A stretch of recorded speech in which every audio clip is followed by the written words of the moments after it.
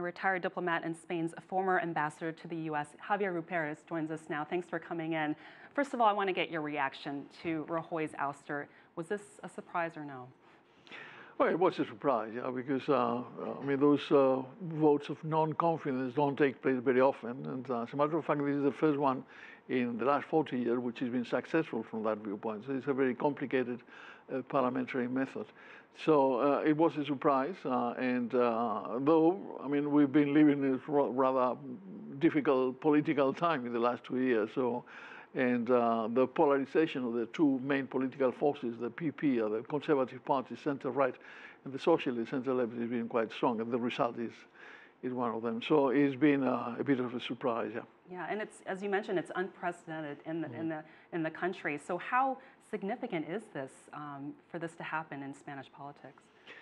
It's very significant, well, first of all, because it's the first time that such a thing happens. It's very significant because we don't really know, people don't really know how the new government is going to behave, you know, because it's quite obvious that after all, once you put forward the confidence motion, you have to calculate exactly which is the mathematics of the numbers.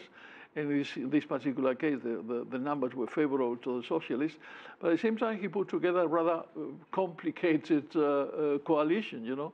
They call it the Frankenstein government, you know, because it's a bit of a monster, you know, where you have communists, you have anti-capitalists, you have center-right separatists, you have racist separatists from the Basque, from the Catalonian.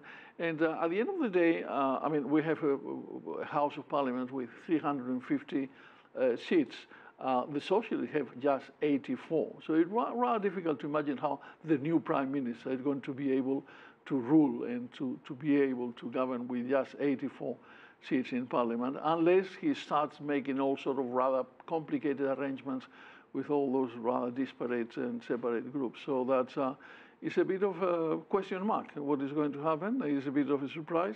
And now how the opposition is going to, because those who are in power in government are going to be in the opposition, and how they are going to react with, and when elections are going, because at the end of the day, certainly what we would need is elections to take place as soon as possible, just to see how the Spanish citizens react. And given all this political maneuvering that's ahead of Pedro Sanchez, what is he going to be able to implement any policies, any significant policies while he's in office, do you think?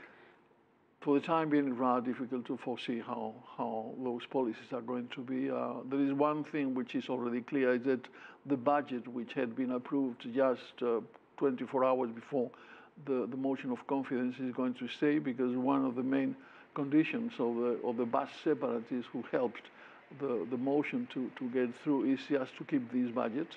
So there is one thing that, well, they've been forced to keep. We don't know much about all the other things. I mean, even in the discussion, in the conversation, in the debate in Parliament, on the confidence votes, they were not very clear. He was not very clear on what sort of program or platform he's going to put forward. So it's a very, very significant question mark. Right. Real quickly, we have about 30 seconds left. What are we going to be expecting over the next few months in terms of what Pedro Sanchez will be doing? Well, the first thing we have to bear in mind is that next year, regardless of what the central government, that we are going to have elections. We have elections. There are elections due on the regional, local, and European level.